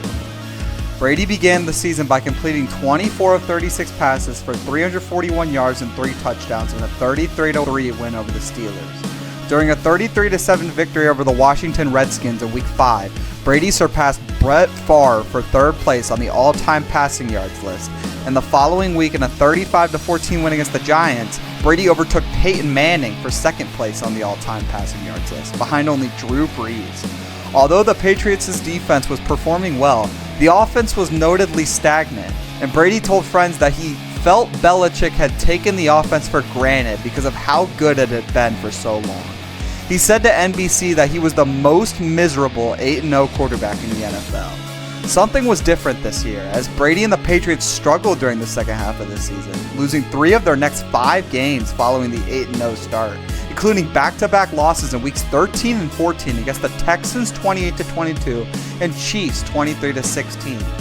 In Week 17, Brady's final regular season game, he threw for 221 yards and 2 touchdowns, but also threw an interception that was returned by former Patriots teammate Eric Rowe for a touchdown in a 27-24 loss to the Miami Dolphins. Although the Patriots finished the regular season with a 12-4 record and won the AFC East for the 11th consecutive year, this loss, combined with a win by the Chiefs, denied New England a first-round bye by the first time since 2009. Personally, however, Brady passed Peyton Manning for the second most touchdown passes in NFL history with 541. And could New England advance past the first round in the postseason? The Patriots began their postseason run in the wild card round, where they faced an electric running back, Derrick Henry, in the Tennessee Titans with their run-heavy offense. With his team trailing 14-13 and pinned back on his 1-yard line with 15 seconds left in the game, Brady's final pass attempt into the game was intercepted and returned for a touchdown by Titans cornerback and former teammate Logan Ryan, which effectively sealed the 20-13 win for Tennessee. During the NFL celebration of their 100th season, Brady was named to the NFL 100 all-time team. He was ranked 14th by his fellow players on the NFL Top 100 players and was not happy with how this season had gone. On March 17, 2020, the day before his contract with the Patriots expired, Brady announced that he would not re-sign with the team for the 2020 season, ending his 20-year tenure in New England. But where would he go? Tom Brady went to the Tampa Bay Buccaneers, who were desperately searching for a quarterback following the disaster of Jameis Winston as their starter. Brady signed with the Buccaneers on March 20th, 2020. The 2-year contract was worth $50 million in fully guaranteed money and up to $4.5 million each year in incentives. The deal also included a no trade and a no franchise tag clause, perfect for Brady. Although his career number of 12 was assigned to Chris Godwin, Godwin offered it to Brady as a sign of respect and switched his number to 14. In April 2020, Brady was reunited with former Patriots teammate Rob Gronkowski when the tight end came out of retirement and was traded to the Buccaneers. Head coach Bruce Arians said it was Brady who was adamant for the team to trade for Gronkowski. Brady was ready for this new change of pace in Tampa, and he made his Buccaneers debut in New Orleans against the Saints on September 13. Brady completed 23 of 36 passes for 239 yards, 2 touchdowns, and 2 interceptions, and additionally scored a rushing touchdown as the Saints defeated the Buccaneers 34-23. Not quite the start he wanted, but when does it ever start right for Brady in a new place? Brady bounced back with 3 solid performances as the Buccaneers won their next 3 games, including a Week 4 performance against the Chargers, in which he completed 30 of 46 passes for 369 yards, 5 touchdowns, and an interception. Brady's 5 touchdowns in the Buccaneers' 38-31 win against the Chargers marked the 7th time in his career he had 5 touchdowns in a game, and at age 43 made him the oldest quarterback to have a 5-touchdown game. Brady's Week 4 performance earned him the NFC Offensive Player of the Week, awarded for the first time in his career. For the month of October, Brady won NFC Offensive Player of the Month, and in Week 9, in the rematch against New Orleans, Brady threw for 209 yards and 3 interceptions during a 38-3 loss. This was the most lopsided loss of Brady's career. This was the first time in his 20-year career that he had been swept by a divisional opponent.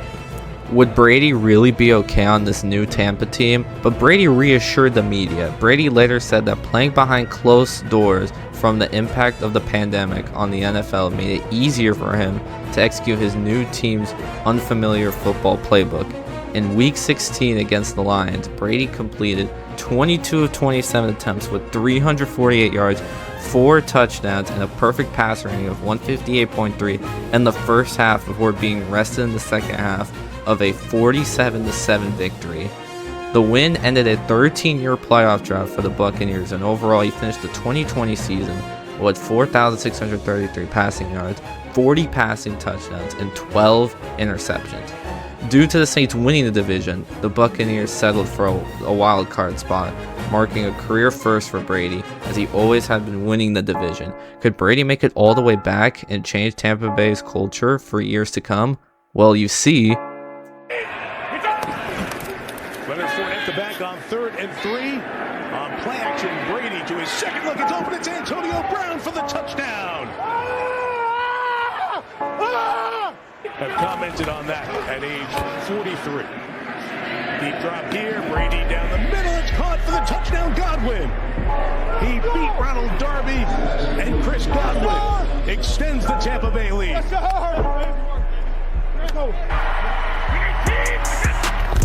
From the 3, Brady throws, pass caught, Evans touchdown.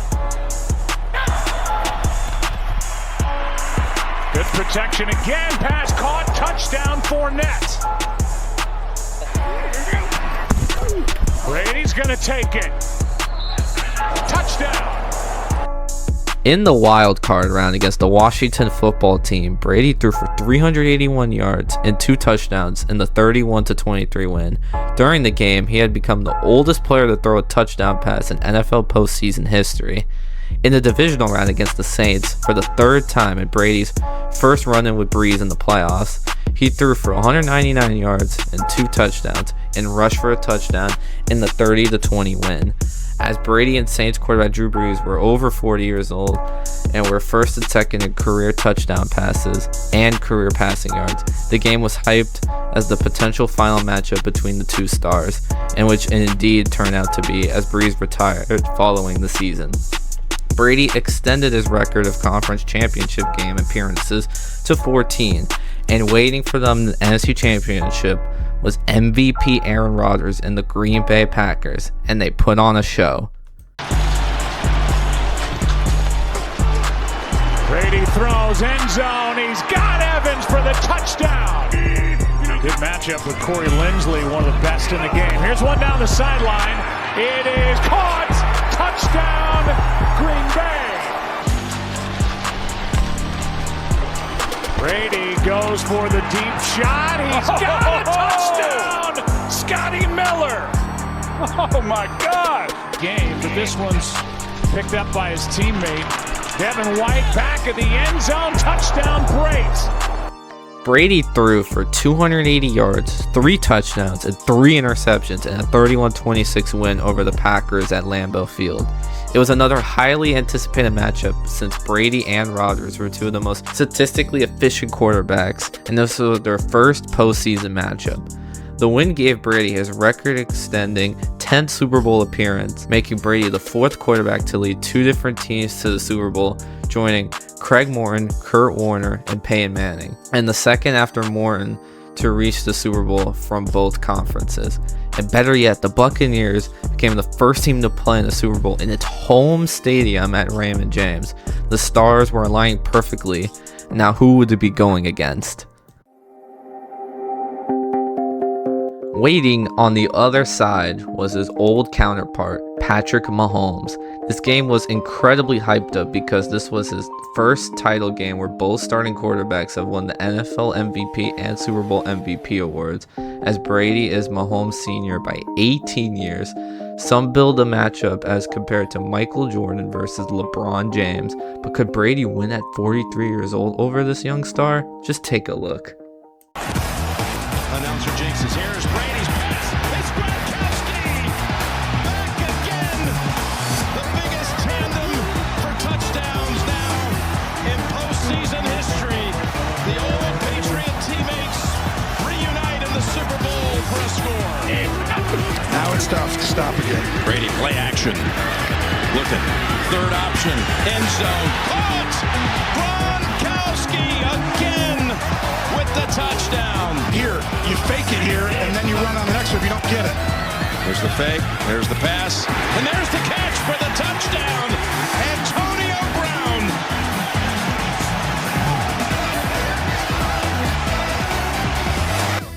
Brady threw for 201 yards and 3 touchdowns in Tampa Bay's 31-9 win over the Chiefs.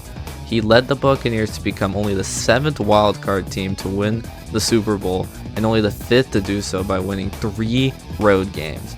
Brady was awarded Super Bowl MVP for the game. His 2 touchdown passes to tight end Rob Gronkowski set a record for the most postseason touchdown passes for a passer-receiver duo with 14, breaking the marks previously held by Joe Montana and Jerry Rice.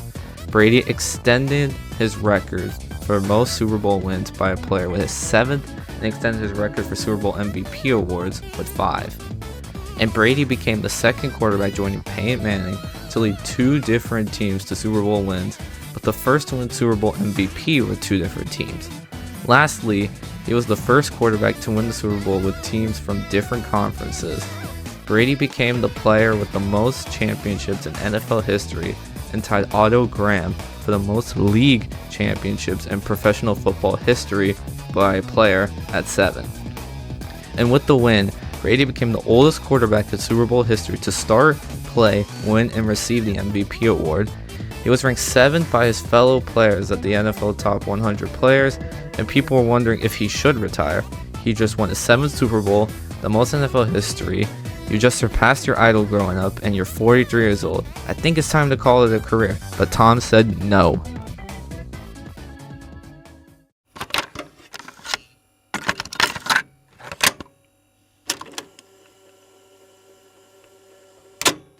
On February 11, 2021, it was revealed that Brady had knee discomfort through most of the 2020 season and would require an arthroscopy for a routine cleanup. Most reason for fans to believe he should retire. But Brady signed a 1-year contract extension through the 2022 season with the Buccaneers on March 12, 2021. On July 15th, it was revealed that Brady had a torn MCL in the knee that had to undergo surgery, injury that had plagued him for the entire 2020 season. The NFL declined to comment on the Buccaneers' failure to disclose this injury, and people had questions going into the 2021 season, but Brady showed out like he always does. Interesting, they've almost come up with 2 different defenses. That's success in this drive, and that pass is caught by Godwin for the touchdown. The Tampa Bay Buccaneers, who went a rapid 3 and out. They clock at 1. Brady blitzes coming, sees it, goes the other way. He's got a catch, it's Gronk, and he's in for the touchdown. It's a game changer because you have to deal with him. He's never covered, even when he's covered. 36, complete, and flying into the end zone is Giovanni Bernard. In the NFL kickoff game against the Cowboys, Brady threw for 379 yards, 4 touchdowns, and 2 interceptions, leading the Buccaneers to a 31-29 win. Brady and tight end Rob Gronkowski became the 2nd passer-receiver duo to record 100 touchdown passes, joining Peyton Manning and Marvin Harrison. In Week 3 against the Rams, Brady threw for 432 yards and had 2 touchdowns and joined Drew Brees as the only player in NFL history to record 80,000 passing yards during the 34-24 loss. His return to New England in Week 4 and his revenge game against Belichick, led by rookie quarterback Mac Jones, Brady surpassed Brees, who coincidentally was on the sideline as an analyst for NBC Sunday Night Football, for the most passing yards in NFL history. He broke the record on a 28-yard completion to Mike Evans in the first quarter. With the victory over his former team, Brady became the 4th quarterback in NFL history to record a win against all 32 current teams in the league, joining Brett Favre, Peyton Manning, and Drew Brees. In addition, he became the 6th quarterback to have a victory against every NFL franchise after Frank Tarkenton and Joe Montana, as the league only had 28 teams during the two's careers. In Week 5, Brady threw for 411 yards and 5 touchdowns in a 45-17 win over the Dolphins, earning NFC Offensive Player of the Week. In Week 7, Brady became the first quarterback in NFL history to record 600 touchdown passes, with a 9-yard touchdown pass to Evans in a win against the Chicago Bears. In Week 14, Brady surpassed Brees for most all-time pass completions list in NFL history and became the first quarterback to record 700 touchdown passes in regular season and postseason combined, with a game-winning 58-yard pass to Rashad Perriman against the Bills. Brady finished the 2021 season with an NFL record 485 pass completions for a career-high 5,316 passing yards, 43 passing touchdowns, and 12 interceptions. Brady became the oldest player in NFL history to pass for at least 5,000 yards, and his passing yards total marked the third most for a single season in NFL history. He was named to the Pro Bowl for the 15th and final time. In the wild card round, the Buccaneers face off against Jalen Hurts and the Eagles as a rematch of their Week 6 regular season game. Brady completed 29 of 37 passes for 271 yards and 2 touchdowns as they won 31-15. Brady and the Buccaneers advanced to the divisional round to face off against Matthew Stafford and the Rams, in which wide receiver Cooper Kupp was having one of the greatest seasons of all time, and to whom they previously lost in the regular season. Brady and the Buccaneers fell behind 27-3 in the third quarter, but most Brady fans knew what that meant. He's in there.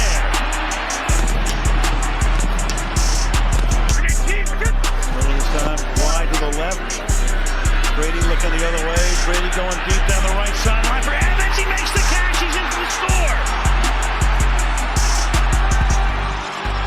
Look at the pile of players in there to try and stop this. Can you keep it alive? Brady's going to hand it off. It's Fournette. He's going to take it to the end zone. Brady was able to lead the team to 24 unanswered points in a tie game, but Stafford, deep downfield. He's got Kupp. Stafford, deep downfield. He's got Kupp again.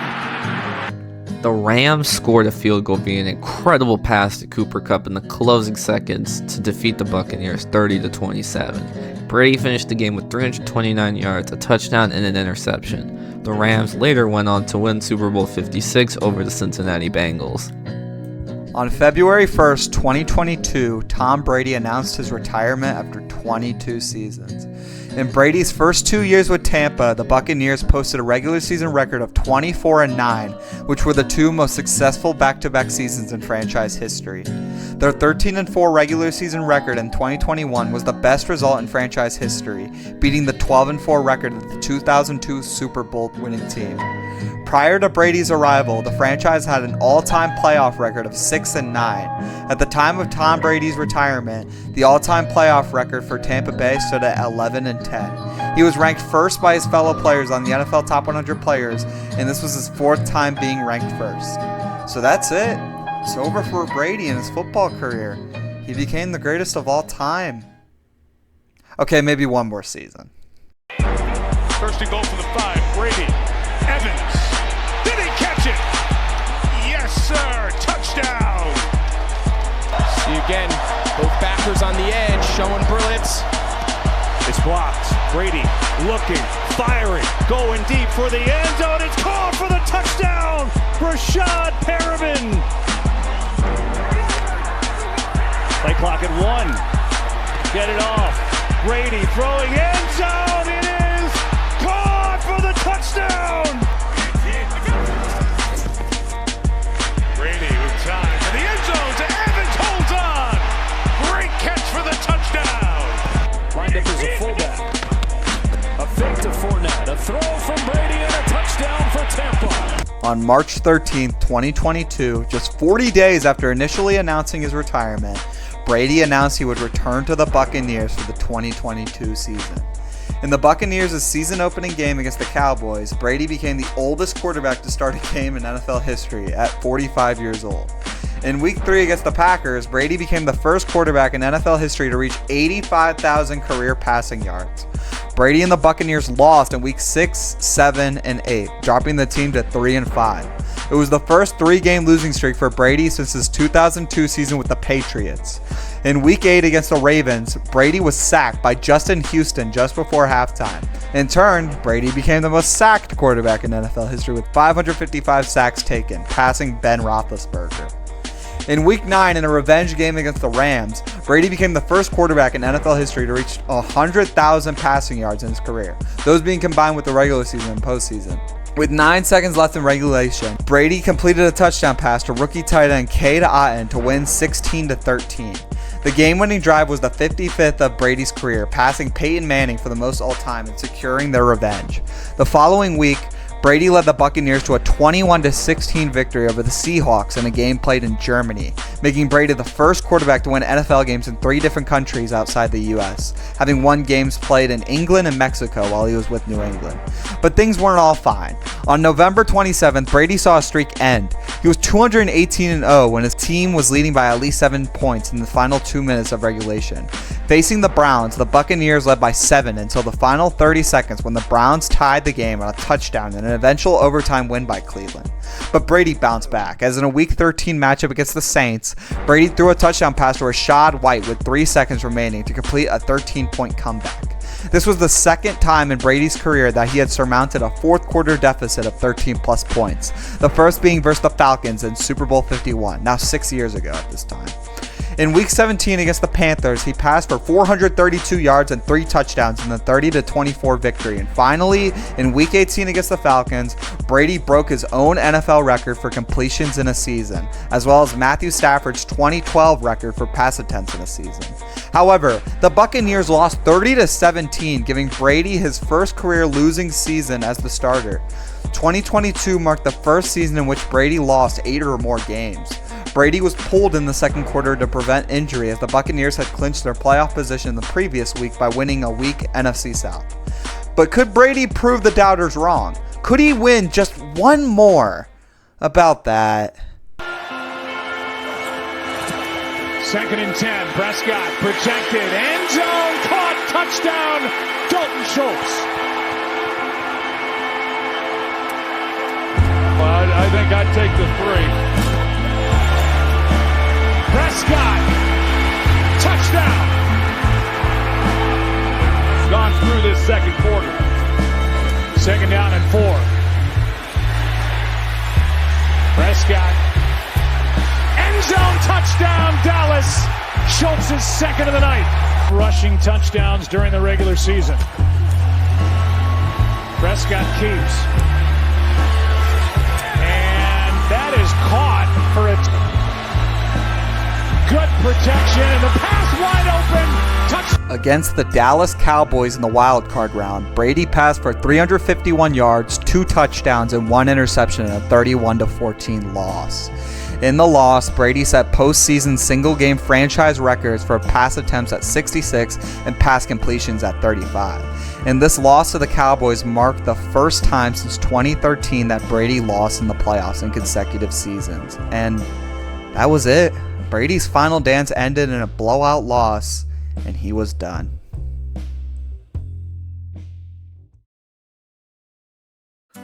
On February 1st, 2023, Brady announced on social media that he was retiring for good. He filed his retirement papers with the NFL and NFLPA 9 days later. During a halftime ceremony on September 10th, 2023, the Patriots' first game of the season, Robert Kraft announced he would waive the traditional 4-year post-retirement period for Brady's candidacy to the Patriots Hall of Fame, as well as directly inducting him without the customary ballot. His induction took place on June 12, 2024, and was the first Patriots Hall of Fame induction ceremony to take place within Gillette Stadium. Brady was also the first person in Gillette Stadium history to become a Keeper of the Light, ringing the bell in the newly redesigned lighthouse. In the presence of his family, former teammates, coaches, friends, and as well as a crowd of over 60,000 fans at Gillette Stadium, the Patriots celebrated Brady's career with the franchise in a dedicated 3-hour event. After speaker panels and video tributes, he was inducted as the 35th member of the Patriots Hall of Fame. Brady delivered a heartfelt speech to the crowd, declaring all our lives take us on different journeys, to take us to different places They bring different people into our lives, but one thing I'm sure of, and that will never change, is that I am a Patriot for life. In an Instagram post in December 2023, reflecting on the year, Brady stated that he heavily considered unretiring a second time in May 2023 to play the 2023 season, but was forced to decide against it when his friends hosted a surprise retirement party for him. Imagine how that would have turned out if he came back again. Baker Mayfield might have to sit on the bench for that year. Some final notes related to his career and his legacy include June 12, 2024, when prior to his induction ceremony, Governor Maura Healey declared June 12 officially Tom Brady Day in Massachusetts. Kraft announced that the franchise would formally retire Brady's number 12 jersey and revealed that a 12-foot tall statue of Brady was being constructed and placed at the Patriots Hall of Fame building. The statue of Tom Brady displayed in front of Gillette Stadium was unveiled in a public ceremony on August 8, 2025. And finally, in March 2026, just a couple months ago, a 48-year-old Brady revealed that he had inquired about coming out of retirement to once again play in the NFL. But the league put a stop to that idea quickly due to his status as part owner of the Las Vegas Raiders and the issues it would cause with the salary cap. Brady then confirmed that he was still happily retired. So that's the end of Tom Brady's playing days, but what is he doing now in the Big 26? Well, as I just mentioned, he bought part of the Las Vegas Raiders. Yes, those Raiders that probably hate his guts because of the tuck rule about 25 years ago now. And the other bigger one is that Fox actually hired him for a color commentator role in the 2024 season. And he actually called Super Bowl 59 with Kevin Burkhardt, who is also another amazing commentator. Whether you like him or not as a commentator is up for you to decide, because I'm pretty impressed with how he's done so far, and that's what it looks like he'll be doing for the next couple of years. Before we wrap up this video though, we will do one last recap of all of his achievements and statistics and all that fun stuff. So let's get this over with. Tom Brady ended his career in the regular season with 3 MVPs, a 251-82 record, 7,753 completions out of 12,050 attempts, 677 touchdowns, 649 of them passing, 28 of them rushing, 212 interceptions, a 97.2 passer rating, and 90,337 yards. 89,214 yards passing and 1,123 yards rushing. In the postseason, Brady ended his career with 5 Super Bowl MVPs, 7 Super Bowl rings, a 35-13 record, 1,200 completions out of 1,921 attempts, 95 touchdowns, 88 of them passing and 7 of them rushing, 40 interceptions, an 89.8 passer rating, and 13,533 yards. 13,400 passing, and 133 rushing. Well, that's it. This video took us an extremely long time to make, with us actually making a script for the first time to read out and doing just tons of research on this 49-year-old man. Happy birthday, Tom Brady. So a like and subscription would be incredibly appreciated, and maybe even a nice comment if you want to go even further. That being said, though, I hope you guys enjoyed listening to us talk about Tom for a while, and yeah. Honestly, let us know who we should do next, honestly. Maybe Drew Brees, or, I don't know, maybe a modern quarterback like Mahomes or Burrow or Lamar, you know? We'll see.